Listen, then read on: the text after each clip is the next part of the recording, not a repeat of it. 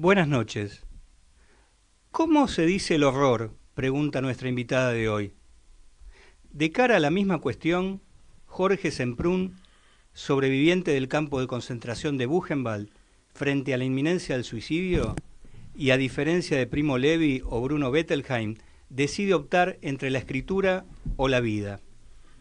Y durante casi 20 años transita el largo viaje hacia el olvido, signado por la acción política y los amores, hasta que en un sueño vuelven los olores de los hornos crematorios, encuentra las palabras que le faltaban y decide que ha llegado el tiempo del testimonio. Le paso la posta a Laura Salinas para que presente el programa. Buenas noches. Hola, Laura. Diego, buenas noches, Gabriel, Pulice. ¿Qué tal? Están? Muy buenas noches, Laura. Bueno, después de nuestra introducción conmovedora y enigmática a la vez de Diego Yaiche, vamos a presentar nuestro programa de hoy, con mucha alegría también de volver a estar acá juntos, juntas, para avanzar.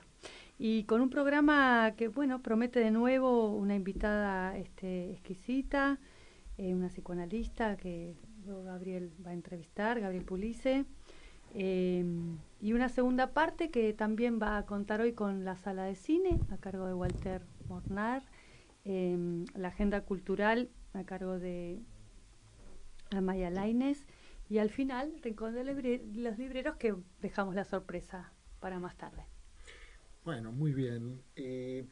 Bueno, vamos a escuchar entonces un tema musical y enseguida vamos a presentar a nuestra exquisita, como acaba de decir Laura Salinas, invitada de hoy.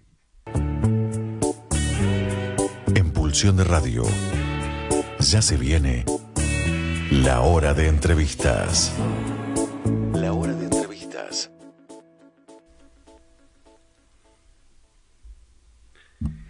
Bueno, estamos en nuestro episodio 8 de Pulsión de Radio y ahora sí, vamos a presentar a nuestra invitada, que acá la estoy viendo en pantalla. ¿Cómo estás, Gabriela? Muchas gracias. Hola. Por venir. ¿Cómo están? Buenas noches. Bien. Muy buenas noches. Muy contentos de poder contar con tu participación. La verdad que es una gran alegría. Y bueno, no sé si llegaste a escuchar la introducción del tema que acaba de hacer Diego Yaiche.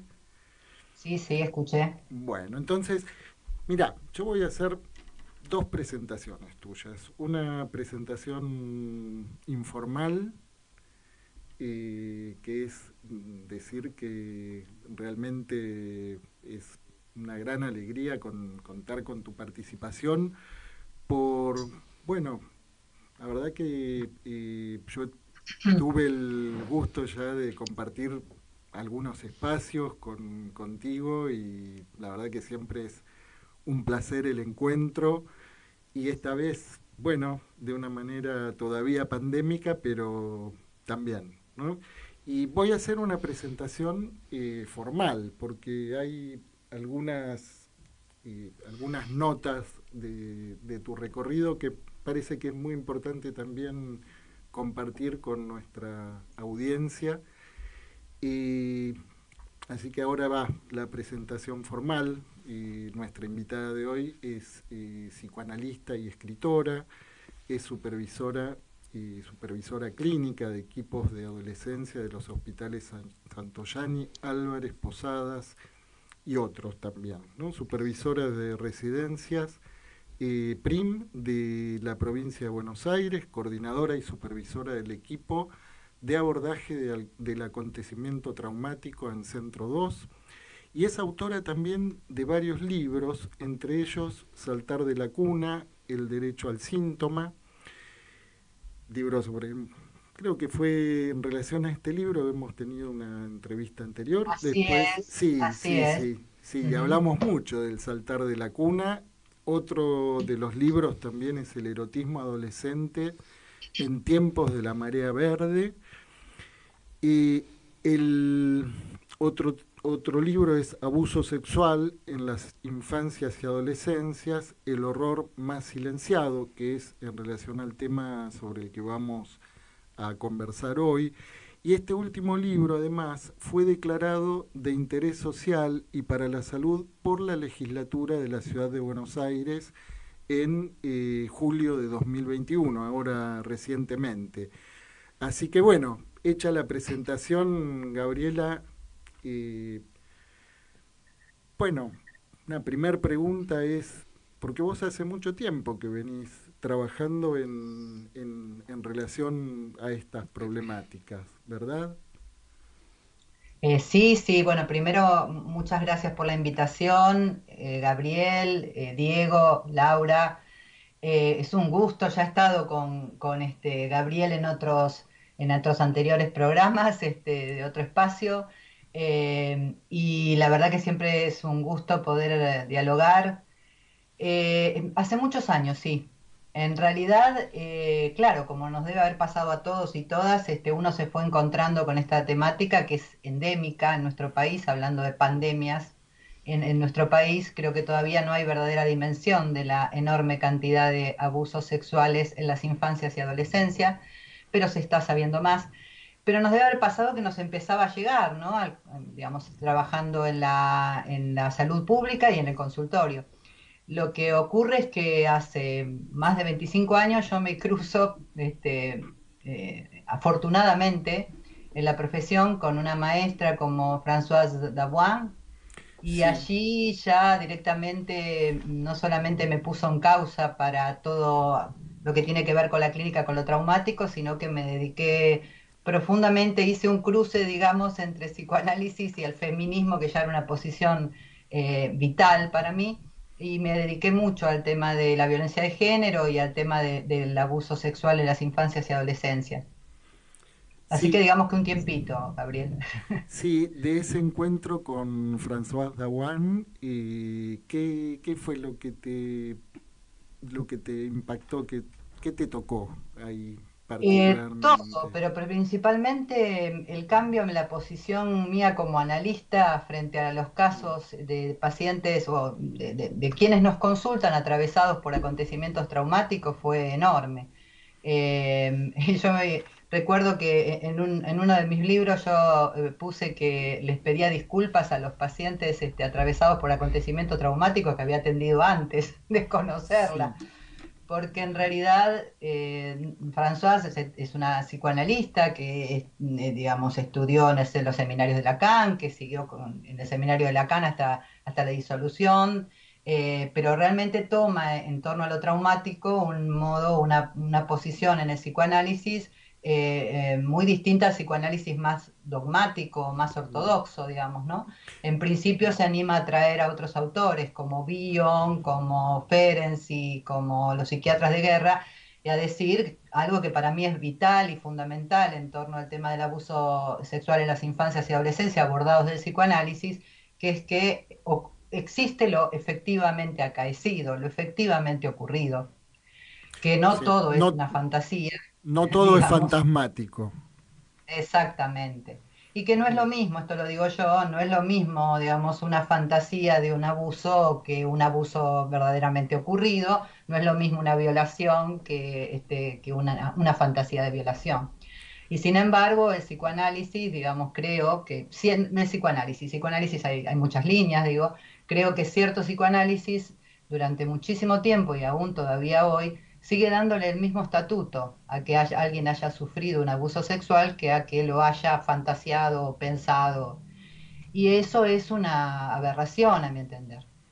Entonces, una clínica con lo traumático desde otro lugar, no solamente desde Dawan, sino también desde Colette Soler y muchos autores y autoras que, bueno, ni que hablar de que ya aquí teníamos a Juan Carlos Volnovich y a Jorge Volnovich teniendo esta posición también, ¿no? Yo no Sí, soy desde otra hace cosa más mucho que tiempo, sí, sí, agradecida deudora de estos maestros y maestras. sí. Dale, Diego, sí. Gabriela, Sí, respecto a esto, ¿no? Porque vos, digamos, planteás digamos, que el abuso sexual se da en el terreno de la sexualidad, pero es un trauma no sexual, ¿no? Que ajá, vos lo planteás como una acción de sometimiento, un abuso de poder. ¿Podés desplegar un poco esto? Sí, como lo considero un acontecimiento traumático, es decir, algo que impacta en el psiquismo, para decirlo de algún modo, en el psiquismo de quien lo ha padecido de una manera brutal, digamos, entonces lo que provoca no es una fantasmatización, una fantasía, un decurso asociativo, un texto, sino que lo que provoca es un agujero en el fantasma, justamente. Lo que provoca es un agujero en la trama discursiva, digamos, lo considero un acontecimiento traumático. Y en relación a que es en la escena de la sexualidad, pero no es un trauma sexual, es porque la sexualidad de un niño, niña, niñe o adolescente cursa por tiempos, ¿no? Digamos, o sea, nadie está negando, no vamos a negar justamente una de las grandes aportes de Freud digamos, al mundo, que es la sexualidad infantil. Pero la sexualidad infantil tiene un tiempo, una conformación, un movimientos instituyentes que no tienen que ver con ese otro que viene a enchufarle, para decirlo de un modo muy grosero, pero claro, a enchufarle sí su goce sexual en tiempos absolutamente instituyentes y aún no, digamos, no preparados para semejante escena, aunque al ser una escena violenta nunca se está preparado, ¿no?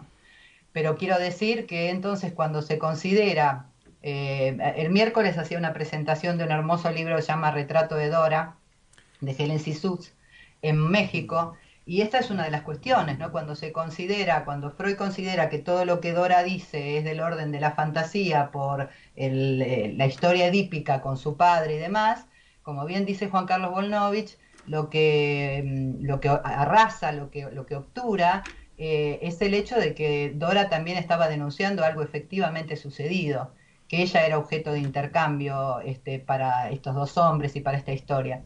Entonces digo, no es es un trauma no sexual en el sentido de que no hay no hay fantasmatización posible allí donde lo que hubo es la irrupción de un acontecimiento traumático que provoca un agujero, digamos, provoca una nada de inscripción, una no significación. Y esto se ve en las historias después. Por eso encontramos que en adultos y adultas encontramos digamos, lo que viene como flashback, lo que viene como alucinaciones, y que en realidad son muchísimas veces diagnosticados de psicosis o de patologizados, y se trata en realidad no de recuerdos, sino de reviviscencias traumáticas, ¿no? Sí, no de Entonces, recuerdos, sino de marcas, ¿no? A nivel del aparato psíquico, por lo menos a nivel del aparato psíquico. claro, marcas no huellas, porque la Ujú. huella es justamente la que arma discurso, ¿no? En cambio son marcas, son eso que retorna igual, idéntico y que es del orden de la identidad de percepción, leyéndolo desde lo freudiano, ¿no? Pero por eso es muy importante lo que planteaba Diego, lo ubicamos como trauma no sexual, digamos, porque de la sexual, es en la escena de lo sexual, pero de un otro que irrumpe extemporáneamente en una sexualidad que está constituyéndose y que va por otro lado. Sí, una sexualidad que al sujeto o a la niña, niño, adolescente le es absolutamente ajena. Así es. Y, Hay una cosa que yo suelo, perdón, que suelo decir, contar, porque me impactó mucho. Una vez viene una adolescente y muy acongojada, bueno, y era la primera vez que podía hablar de un abuso sexual sufrido en su pubertad, ¿no? Sí, Había tenido otros espacios terapéuticos y nunca lo había contado porque sentía, parece que percibía que de alguna manera lo iban a patologizar, para decirlo de alguna manera. Y me dice, mi primera vez fue una violación. Entonces yo le digo, no, pero esa no fue tu primera vez. Y me mira, digamos, como asombrada y les diría que casi con una sonrisa y me dice, claro que no, esa no fue mi primera vez. Bueno, contame cuál fue tu primera vez. Mi primera vez fue con Juancito, digamos. sí, sí. O sea, qué es del goce del otro sobre la sexualidad constituyéndose en la infancia y adolescencia y qué es de quien es abusada, ¿no?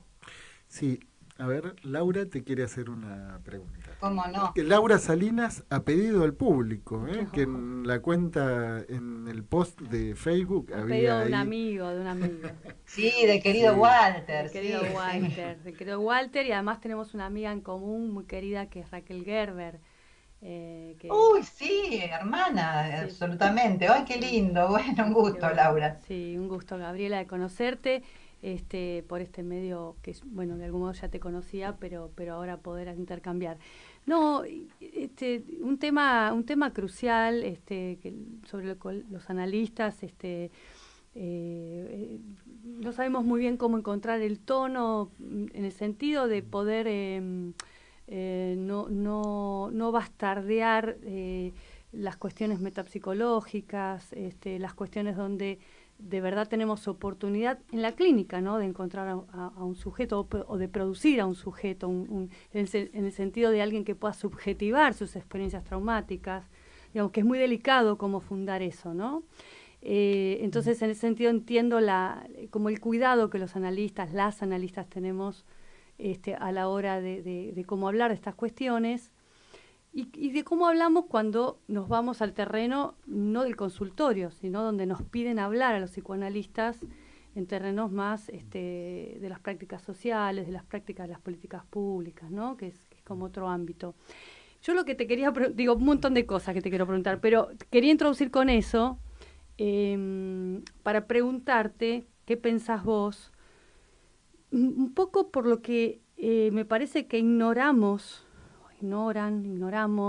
entendido que un analista que se ha analizado y que sabe de sus propias escenas primordiales, sus fantasías originarias, algo sabe de eso, debería saber algo de eso, se ha enterado algo de eso, pero me parece que hay algo del desconocimiento una y otra vez de los adultos de la sexualidad infantil. ¿A dónde voy? Porque se habla de escena violenta, ¿no? Si efectivamente esto que contás, esta jovencita que dice, que se desdice, que reinscribe la posibilidad de su erotismo a partir de la escucha de un analista, ¿no?, que es decir, no fue mi primera vez, a escenas donde no hay violencia, donde los niños son seducidos por amor, seducen por amor, y entonces el incesto acaece, ¿no? Digo, vengo de un debate, por eso te quería preguntar qué pensás de esto, de lo no violento, de lo aparentemente no violento.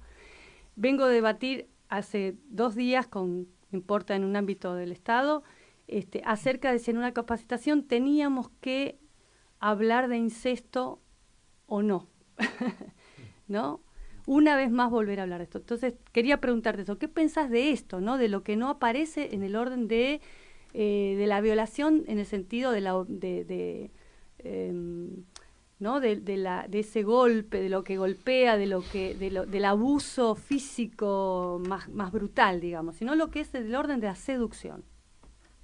Bueno, en principio yo creo que el abuso siempre es violento. Eso ya marca, así venga del orden, y yo no diría por eso, yo no puedo pensar el abuso como del orden del amor. Por supuesto no estoy Hablaba ahora de los metiéndome niños. con aquel que abusa, No, digamos, pero digo de los niños seducen por amor. sí, los niños, perdón. Seducen por amor. Claro, pero la seducción de un niño tiene que ver justamente con sus fantasías primeras de ser querido por papá, elegido por papá o por mamá, ser preferido, ser preferida. Digamos, el cuerpo del adulto, sea madre, padre, padrino, tío, no sé quién sea, abuelo, hay cantidad enorme de chiques seducidos y abusados por abuelos. Digo, en realidad no es la seducción, digamos, que ellos no solamente pretendían, sino que pueden imaginar. No es una Escucharlos seducción hablar de genitalizable, Genitalizada, claro. Claro, pero es que, por ejemplo, por supuesto que soy psicoanalista, por lo tanto no coincido para nada ni con perfiles, ni con protocolos, ni con nada de eso, ¿no? Pero cuando uno tiene que pensar, trabajando en capacitaciones y demás, tiene que pensar en qué cosa es entre comillas, una señal, un indicio de que allí puede haber, sobre todo en escuelas, de que allí puede haber un niño o niña abusada. El lenguaje hipersexualizado en un niño, niña, niñe, ¿sí? Digamos, no solo los dibujos, sino el lenguaje, ¿sí? porque estamos hablando, como dice Laura, de otra cosa, porque el niño, niño, niña, puede llegar a decir un montón de cosas eróticas, ¿sí? Abrázame, llévame a UPA, agárrame, quiero que me lleves a la cama, quiero que... Ta. Lo que no puede decir, digamos, o no estaría en su decir, a menos que lo haya escuchado un adulto, son frases, voy a decirlo así, sumamente guarras, Sí, eróticas y demás, que son del lenguaje adulto. Esto ya lo señaló Ferenczi en el 1940 y pico, ¿sí? Ferenczi en 1940 y pico en un texto genial que se llama Confusión de lengua entre el niño y el adulto, toma lo mismo que les decía hace un rato de Volnovich y dice, Freud en esto se equivocaba, él ya no creo más en bineurótica, fundó una cosa genial, pero se equivocó porque ya no escuchó más que en realidad, digamos, había quienes les estaban hablando de algo que había sucedido, ¿verdad? Y de alguna manera en ese libro, en ese artículo, Ferenczi dice, el gran problema es que escuchamos o pensamos vamos a decirlo así, la psicología infantil con el lenguaje adulto. Es decir, la sexualidad infantil es una maravilla, pero quienes hemos estado, no solamente como analistas, sino como padres, madres, tíos y demás, cerca de niñes, sabemos que la seducción de ellos pasa por otro lado. No porque irrumpa la mano de alguien en su vagina o tenga alguien le ponga el pene en la boca. Digamos, esto es siempre violento, así sea con un lenguaje amoroso del lado del abusador o abusadora. sí, sí, Digamos, sí, es siempre violento, porque realmente rompe una temporalidad infantil e incluso adolescente. Déjame decir una cosita sí. más. No, sí, no hay duda de eso, no hay duda de la cruenta confusión que un, llamemos adulto, no sé si se puede hablar de eso, pero de alguien que es mayor de edad o que tiene conciencia de lo que está haciendo, este, sino que voy a que la negación o renegación de los padres, de los cuidadores de los niños, Ujú.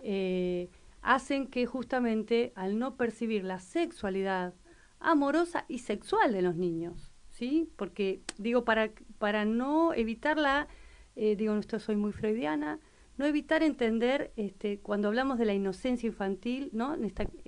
O en esta creencia en la inocencia infantil, me parece que se dirime muy bien en lo que Gabriel marcaba como barrera, no es una sexualidad genital. Pero digo, me parece que los adultos, los padres, los cuidadores, desconocen la sexualidad infantil, desconocen y la niegan, ¿no? Digo, una vez más, la propuesta freudiana no entiende que los niños tienen sexualidad. Entonces, me parece que esto, Sí, hay ¿no? una, Es como hay un... una distinción muy, un borde muy fino, ¿no? Porque por un lado, me parece, Laura, vos querés distinguir ahí que hay sexualidad infantil, ¿no? Incluso que desemboca en la organización genital, ¿no? Ujú, ujú. Estamos ya entrando temas Sí, metapsicológicos, sí, ¿no? bueno, pero se Pero puede conversar. que no se... parece que hay el borde, es que de todos modos eso no está todavía a punto como para pensarlo en términos de relaciones sexuales, ¿no? Pero por Que eso supuesto. ahí es algo que, bueno, produce un estallido a nivel del aparato psíquico. Gabriela, Sí. eh, ¿qué querés decir? Mira, te propongo lo siguiente. Vamos a ir a escuchar un tema musical y a la Ujú. vuelta, eh, ¿te parece que retomamos en relación a esta suerte de malentendido de lenguas, gestos? ¿Mm? Por ahí me encanta seguir por ahí. Bueno, A mí, ¿Cómo por no? lo menos. bueno, estamos de vuelta. Gaby, ¿estás por ahí? Sí, sí, claro, acá estoy. Bueno, estábamos escuchando la plegaria para un Maravilloso. niño dormido, Mm. maravilloso. Al final elegí la versión de Spinetta. Vos Bueno, me sabés que parece, escuché bueno, las sabés que dos, lo admiro escuché la de profundamente. Moyo, que la recomendamos, pero no sé, me dieron, perdón, por la... Por la Bueno, elección. sí, bueno, No, al te- contrario, me parece maravilloso. bueno, ¿qué, ¿Qué te quedaste pensando en relación a lo que decía Laura recién? No, bueno, por ahí volver a marcar esto, porque me parece un punto fundamental. Sí, Por supuesto, coincido con Laura. A ver, insisto, una de las grandes revoluciones freudianas fue justamente dar a conocer o despertar al mundo a que había sexualidad infantil. Pero es una sexualidad que se va constituyendo y que tiene tiempos como tal y que se constituye en base justamente a los elementos que ese niño, niña tiene a mano, para decirlo de alguna manera, y que son del orden de esa estructuración subjetiva. Digamos, insisto, no es lo mismo querer ser la preferida de papá y de entre todas las hermanas y yo qué sé, y que papá entonces me lleve a jugar, me lleve a esto, me lleve a lo otro, y que me haga caricias, a que papá me abuse sí, sí. poniendo su miembro sobre mí, Obvio.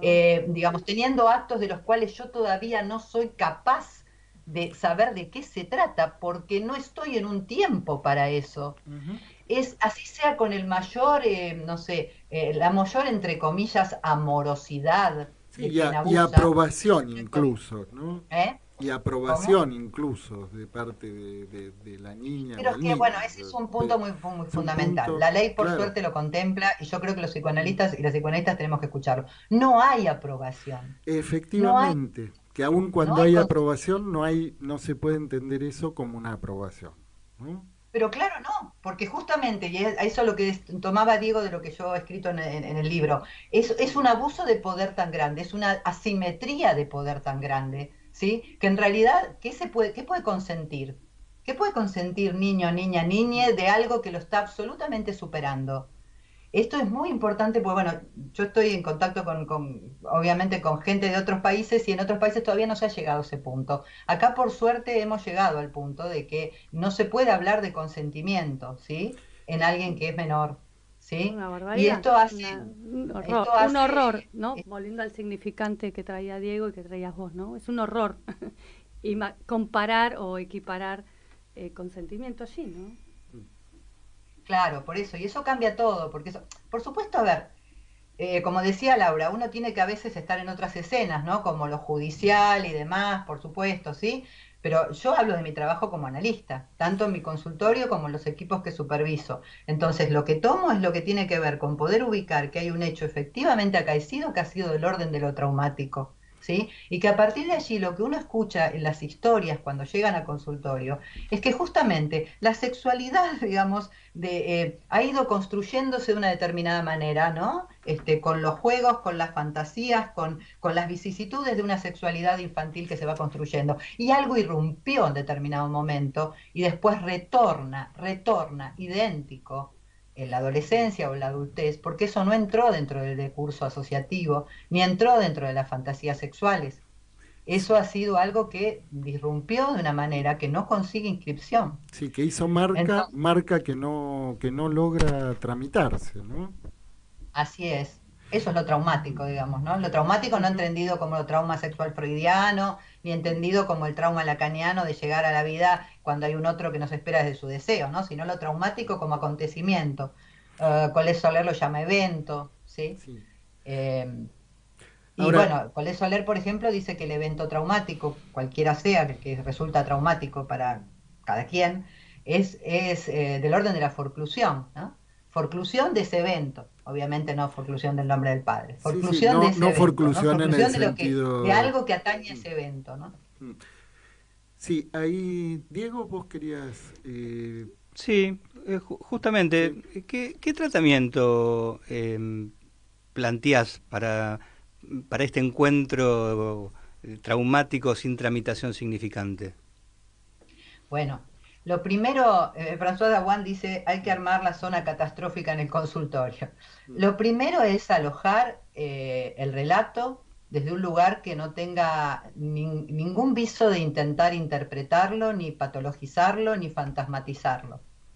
Y por lo tanto hay palabras, cosas que un analista dice, intervenciones que un analista hace que tienen que ver justamente con darle a quien nos consulta la dimensión y la idea de que eso que ha ocurrido es horroroso y es tremendo y es un dolor enorme. En varios lugares he escrito que me han dicho a los pacientes, ¿qué sabés vos de ese dolor? y que un analista pueda decir, no, sí, de ese dolor no sé, eso ya abre un espacio, digamos, para la transferencia muy distinto a que de alguna manera se intente, digamos, ir por el lado de la fantasmatización, la fantasía, con qué tiene que ver la relación al padre. Todo eso después se va a ubicar, no es que, digamos, quienes nos ocupamos de lo traumático no somos psicoanalistas o no utilizamos el método. Pero entonces, alojar desde un lugar bastante más cercano, Dawan dice próximo, cercano, y también, bueno, trabaja un concepto que se llama expectación, que es, bueno, por ahí no da para trabajarlo aquí, si quieren sí, pero digo que tiene que ¿Podrías ver decir con... algo? Sí, ¿Perdón? sí, sí, si querés, por lo menos Bueno, brevemente, expectación. sí, Expectación es una traducción, en realidad del francés, que en realidad la palabra no es esperanza exactamente, entonces por eso expectación, porque no es exactamente esperanza, que Dawan lo toma de algo que encuentra en un libro precioso y también desestimado, que es un libro de Anna Freud, que se llama La guerra de los niños. En ese libro, Ana Freud, que por supuesto no coincido con un psicoanálisis pedagógico, pero sí con que fue una enorme observadora de niños y niñas, en la casa de abrigo que habían construido con Dorothy, su pareja, en Londres durante la guerra, ella observaba y tomaba notas y demás.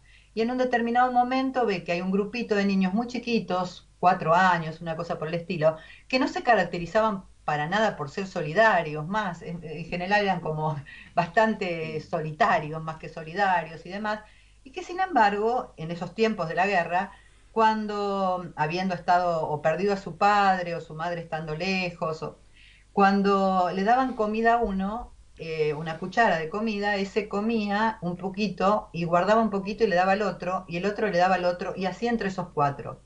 Y así lo vieron hacer también con un juguete y con diversas cosas. Entonces, Dawan dice, como algo armar, espontáneo, decís, ¿eh? como algo espontáneo.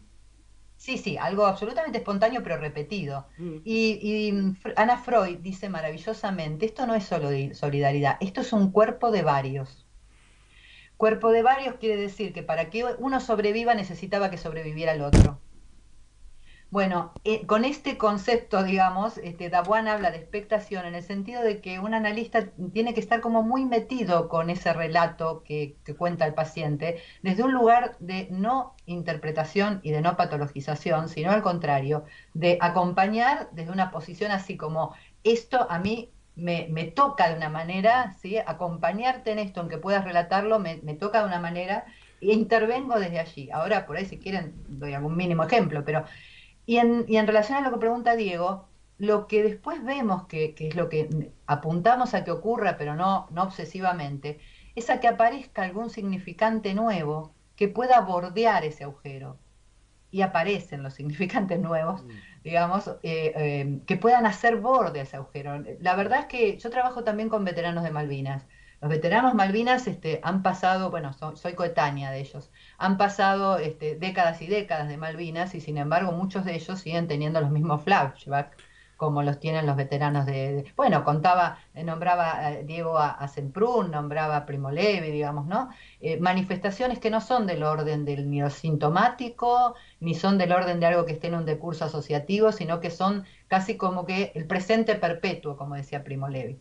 Entonces, estar alojando eso sin fantasmatizarlo e llevarlo a la novela familiar, digamos, eso ya es un punto fundamental que quienes han sido abusados agradecen enormemente.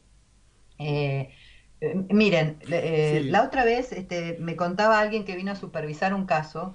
Bueno, cuando supervisa el caso, yo le cuento, le digo lo que estoy escuchando, charlamos y le digo y demás, y ella me dice, cuando digamos, estamos por terminar, me mira y me dice, ¿te puedo contar algo? Entonces me dice que había antes supervisado con otra persona y que se trataba de una chica que había sido abusada desde muy temprana edad, una niñita que había sido abusada a los 4, 5, 6, 7 años por su padre durante muchos años y después la mamá se había casado con otra persona, unido a otra persona, esa persona la había abusado también y en su adolescencia había sido violada. Y entonces la supervisora, digamos, le había dicho, ¿y vos le creés? ¿A vos te parece que alguien puede ser tantas veces violado y abusado? Bueno, ese es el punto en que el psicoanálisis, a mi entender, fracasa cuando no le cree, porque ya no cree más en la neurótica. Bueno, pero ¿es el Cuando no cree psicoanálisis o es efectivamente ahí. esa, Gaby, es el psicoanálisis o es esa No, supervisora vuelvo, que vuelvo al casi punto, se no es podría el decir que es psicoanálisis. una burra, con Bueno, perdón bueno, de los Gabriel, burros? hay muchos burdes en todo caso, Mm, pero tenés toda la razón, Sí. perdóname, no es el psicoanálisis, de ninguna No, porque manera. me parece que Yo vale como la primer... pena hacer la distinción en una Sí, claro época que sí. en que hay tantos embates y tantos malentendidos en relación al psicoanálisis que, bueno, me parece que en Sí, ese sí, sobre punto, todo yo sí, recordaba un poco la introducción de Gaby, de Gabriela, que me parece que está buenísima y que es siempre paradójica y que siempre trae a malentendidos, que si no recuerdo bien, Gabriela, si no recuerdo mal, es de Caminos de Formación del Síntoma, de la Conferencia 23, o tal vez la tomás de otro ámbito, de otro texto de Freud. Pero ahí en Caminos de Formación del Síntoma es muy claro donde Freud apuesta a alojar el trauma, pero no poniéndose del lado del abusador, ni banalizando el trauma, ni banalizando el acontecimiento efectivamente acontecido, ¿no? Digo la posición de Freud. La posición de Freud es como abrirnos las orejas para no perdernos, un poco me parece que lo que él está proponiendo es no perderse en el aquí y ahora del encuentro, de la experiencia, como vos decís, del relato de ese sujeto, del sufrimiento de ese sujeto, no perdernos y tratar de alojar el modo singular de ese trauma para que el sujeto pueda desde ahí, vía la transferencia, vía que eso se arma ahí, llevarlo a otro lugar, ¿no? Digo porque si no, me parece que terminamos efectivamente desconociendo que tal vez tenemos que criticarnos los psicoanalistas y repensarnos en la cultura, en cómo la ideología nos habita, en cómo hablamos como pavos y gansos, a lo que por ahí con mucho cuidado y con mucha dificultad el psicoanálisis va tratando de transmitir, ¿no? No, pero sí, claro, yo coincido, pero la cita a la que aludía es de la carta 69 a Fliss, digamos, donde él habla de ya no creo más en mi neurótica. Y si me permiten, en el sí. libro, ¿no? Ujú. Yo recorté un párrafo de Volnovich que creo, tomando lo que dice Laura, es sumamente contundente. Volnovich dice, de Juan Carlos Volnovich, Juan dice, Carlos, sí. la caída de la teoría de la seducción abrió el camino a la de la sexualidad infantil, al complejo de Edipo, al del trauma como posterioridad retroactiva, lo que dice, lo que está comentando Laura. En última instancia, significó un salto cualitativo enorme para aquello que comenzó entonces a teorizarse como el mundo interior. Pero también pagó el precio de volver a invisibilizar el abuso sexual realmente cometido y a inocentizar a los perpetradores. Cuando Freud afirma que los relatos de abusos sexuales que poblaban su consulta eran producto de los deseos incestuosos de sus pacientes y no de acontecimientos reales, abre el camino a un campo inexplorado de investigación, la sexualidad perverso polimorfa y la represión, pero al mismo tiempo concede todo lo demás a los valores patriarcales dominantes. Yo creo que Freud hizo eso, con toda la admiración profunda que le tengo.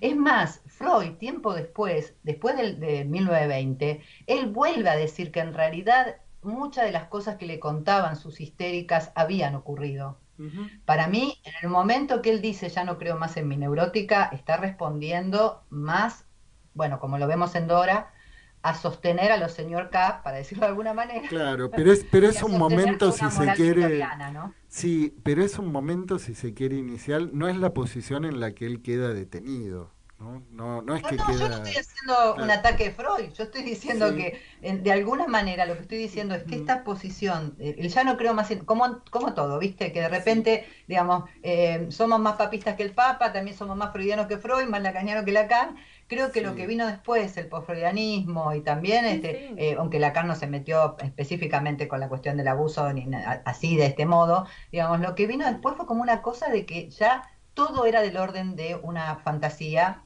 y todo lo que y olvidar el momento constituyente que está la sexualidad en la infancia, en la pubertad y en la adolescencia, ¿no? Gabriela, Esto respecto a esto, sí, vos algo que haces mucho hincapié es en el valor de verdad de la palabra del niño, ¿no? mm, sí, Y, sí, sí, y esto, digamos, y planteas que que digamos que la renegación o el no reconocimiento de esta palabra puede ser más traumático que el abuso mismo. Sí. A ver, ¿nos podés decir algo al respecto? Sí, por favor. Lo que tiene que ver con lo que decía Laura hace un rato de los familiares y la renegación. Sí, ya esto por ahí uno lo ve sobre todo en adultos y adultas, ¿no? La verdad que, digamos, la proyección de lo que va a pasar con la situación traumática del abuso en un adulto o una adulta es muchísimo más, propiciatoria cuando esa adulta o adulto que ha sufrido el abuso de niño a niña ha podido ser escuchado por su entorno, su madre u otros, ¿no? U otras, y se le ha concedido el valor de la verdad cuando ha sido escuchado, cuando ha sido acompañado, cuando se le creyó. La realidad es que entonces el valor traumático, el quantum traumático de ese evento es menor, porque algo del orden de un otro que garantiza la escucha aconteció en esa infancia. Mira, Diego, vos preguntabas recién por qué hacer, ¿no? Bueno, Ujú. una de las cosas que hacer en la clínica con Sí, esto, sí. ¿no?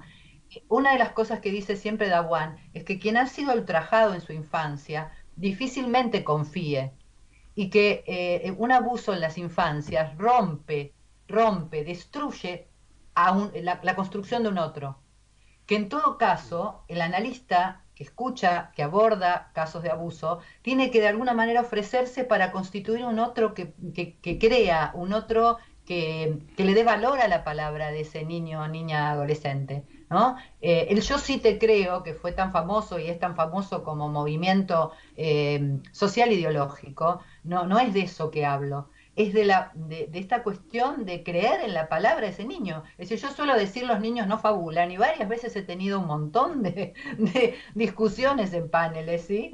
Digamos, por esta cuestión. No estoy diciendo que los niños no fantasean, no No, digo no, que los niños no pero fantasean. lo que, a ver, dos cosas me parece, por un lado, muy, muy interesante esto que vos traes, que no es solamente en la atención de niñas o niños, sino los adultos que llegan Oh, al destruidos. consultorio con eso en carne viva, como si jamás hubiera sido tocado, y que efectivamente ahí esa posibilidad del alojamiento y no te voy a abusar, pero no, ya no, ni siquiera te voy a abusar como analista, digamos, ¿no? Forzando las cosas, sino, bueno, yo no sé de tu dolor, pero ¿por qué no bueno, que generar las condiciones para que pueda hablar de eso, ¿no? Ahora, eso por un lado. Por otro lado, Gabriela, lo que parece muy importante recuperar también, que vos no solo venís sosteniendo una práctica, una clínica de consultorio, sino que y vos venís sosteniendo como supervisora actualmente, Ujú. no sé si en algún momento tuviste oportunidad de transitar, ¿no? Por lo que son los servicios hospitalarios, ¿no?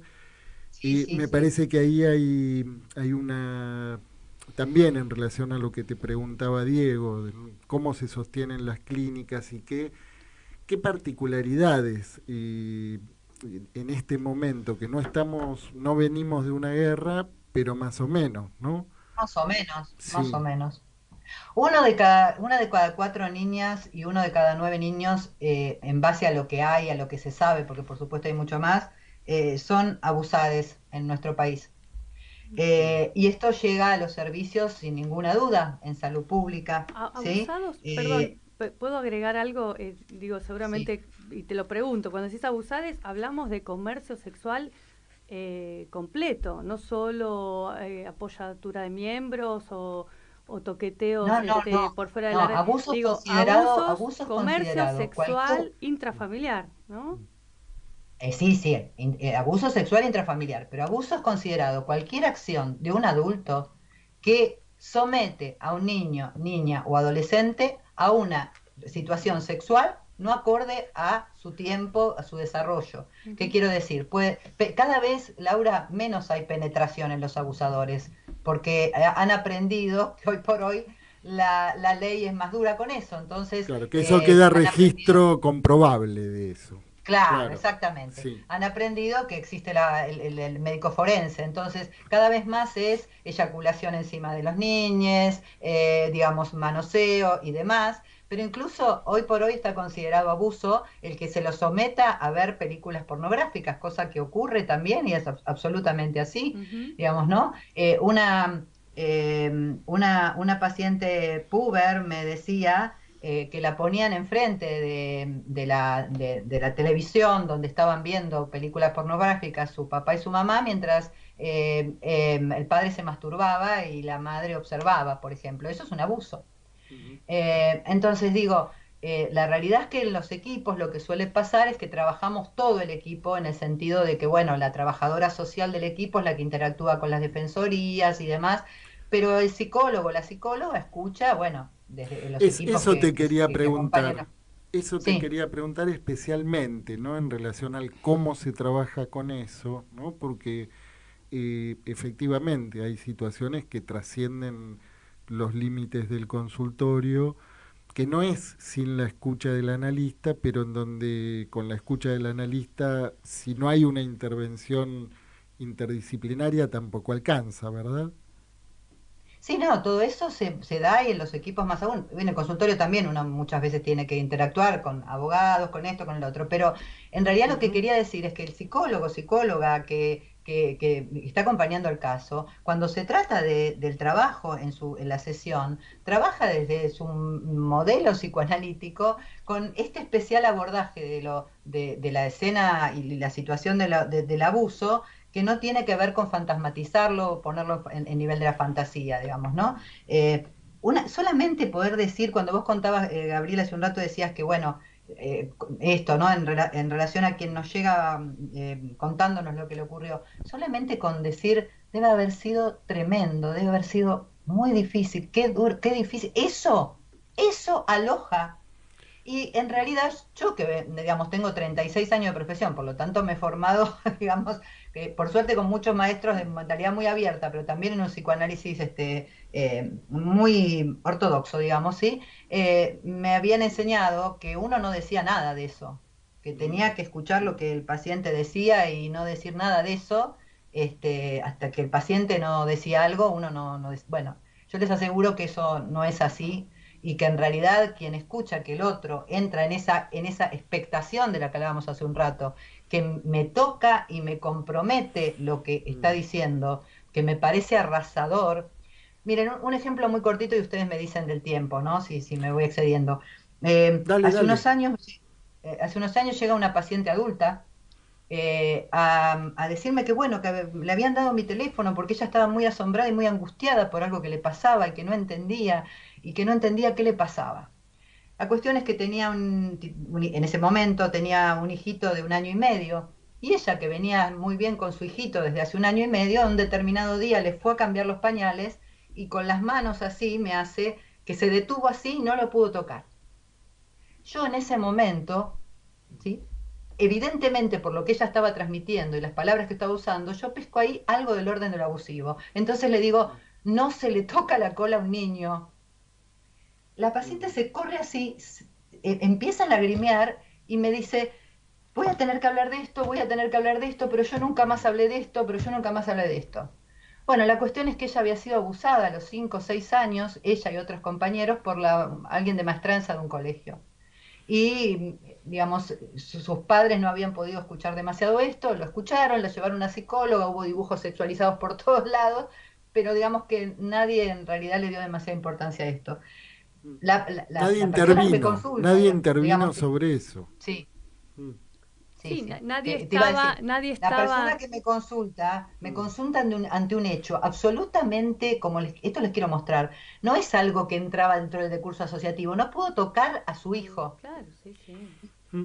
A partir La de que trae repetición. esto, Sí. sí, La perdón. repetición. Sí, no había nadie, además, como decía Gabriel, allí para. Nadie, un poco lo que vos estás trayendo es lo que sigue siendo una dificultad en la formación de los analistas, ¿no? Es decir, no alcanza con ir a un posgrado, leer a Freud y ni siquiera analizarse, ¿no? la sensibilidad que vos estás planteando me parece siempre la ética y el camino que los analistas tenemos que ver si estamos a la altura, caso por caso, para poder alojar la angustia que implica la pulsión, la repetición, la pulsión de muerte, el sadismo, ¿no? Entonces, digo un poco para realzar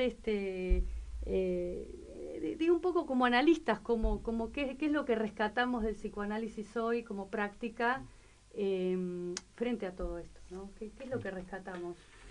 Bueno, lo que rescatamos es que nos tenemos que ir. Ah, ¿ya tan rápido? ¿Cómo? Nos tenemos que ir a la pausa, ¿no? Pero antes de ir a la pausa, Gabriela, podemos tomar esta pregunta que te hace Laura en relación a, bueno, a modo de cierre, ¿no? Sí, claro, es que me gustaría tomar eso. A ver, Sí. soy psicoanalista y hablo desde allí, o sea que lo que rescato es la enormidad del modelo freudiano de contarnos, de descubrirnos que había un inconsciente detrás de ese bloque monolítico que es el yo, y tantas cosas más. O sea, yo no trabajo desde otro lugar. Lo que sí cambia es la posición en relación a una posición bioneana, para decirlo así, en que no identifico de ninguna manera todo lo que el paciente trae de hechos que cuente de su historia ligados a abusos o a violencia, digamos, como algo del orden de la fantasía, digamos, de la infancia, porque claramente ubico que la infancia, por supuesto que tiene un mundo de fantasías, pero que no es del orden del goce monstruoso, abusivo de un adulto sobre ellos. Sí. Esa es la posición, digamos, ¿no? No fantasmatizar lo que no tiene inscripción, en ese sentido, para decirlo. Como dice el Claro. feminismo, yo te creo hermana. Ese es el lema de las feministas, ¿no? Sí, en este caso yo diría niñas y adolescentes, claramente ustedes tienen la palabra y no tenemos que hacerles decir lo que no quieren, digamos, para decirlo de alguna manera. No, hay que pero incluir a ahí los en niños, en no este solo- ejemplo que vos traías, parece que el entrenamiento, hay un saber hacer que a vos te permite captar algo justamente del orden de lo que no se está pudiendo decir, ¿no? Que Bueno, Gabriel, sí, eso te agrego, perdóname, no me quiero sí, extender. Eso Bion lo llamaba función Reverie. Sí, mm, es un entrenamiento que tiene que ver con captar algo que el Bion llama función Reverie, que no es del mm. orden del significante, para decirlo de No alguna es del manera, orden ¿no? del decir, sino de lo que no se puede decir, pero que se muestra. Ah, sí, Marca. sí, vamos a decirlo así, sí. Sí. Bueno, Gabriela, Bueno, muchísimas un gracias por placer el diálogo. nuevamente y Lo bueno, bueno es breve, dicen, se nos terminó el tiempo. sí, se nos pasó volando la entrevista. Bueno, te agradecemos muchísimo haber estado aquí. Te estamos viendo un poco en temporalidad fractal, pero te estamos viendo. Y bueno, tendremos próximamente, seguramente vamos a tener ocasión de seguir conversando sobre estos temas. Te mandamos Muchas un gracias. beso Muchas grande. gracias por la invitación desde ya felicitaciones porque han armado un programón, ¿sí? He visto otros programas y han armado una cosa súper interesante, realmente es una oferta interesantísima. Muchas Bueno, gracias. Un bueno. abrazo, Chao, Gabriela. Gabriela. Bueno, y Abrazo. vamos ahora a una pausa y a la vuelta vamos con nuestra sala de cine.